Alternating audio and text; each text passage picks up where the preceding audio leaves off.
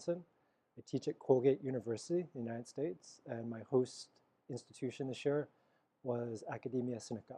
So my project is historical. I look at the use of historical memory with a focus on how people understood the fall of the Mongol Empire in the 13th and 14th centuries. So the results of the research project are twofold. One, I finished a manuscript that's at the publishers now for evaluation. And the second is it's a good example of how people use historical memory to advance their own interests. The Mongol Empire in the 13th and 14th century put much of the world's population under the control of a ruling family. So it influenced much of the globe. When that empire fell apart, people from Cairo to Seoul all had a common reference point. So they could talk to each other across national or ethnic borders. Ambitious men throughout all of Eurasia used the memory of the empire, the legacy of the Mongol Empire, to build their own legitimacy, to convince people why they should be the ones to rule over them, why people should owe them allegiance. So a couple of main things come out of the book project. One is that usually when we talk about the Mongol Empire, we talk about how the Mongol Empire influenced the world, how it created a global economic system or other things.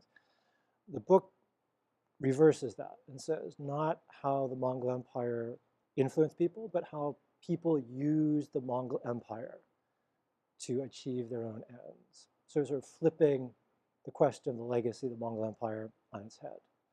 The second is it's a really good case study of how China, I look at China in the 14th century, is engaged in the world, how the rulers of China, the Ming Dynasty, try to persuade their own subjects, but also neighboring countries about Chinese legitimacy, why it's right that China should now have a Chinese ruler, why that particular family, the Zhou family, now controls Chinese territory. So it's an example of China not being isolated, not being xenophobic, but being actively engaged in Eurasia and trying to influence the behavior, the thoughts of their neighbors. I think I could talk about two different things that have remained the same since the 1980s and things that have changed since the 1980s. Things that have changed since the 1980s are obvious, and maybe more obvious to an outsider who spent a lot of time away than to Taiwanese people themselves who've seen the change incrementally, day by day, month by month, year by year, over the decades.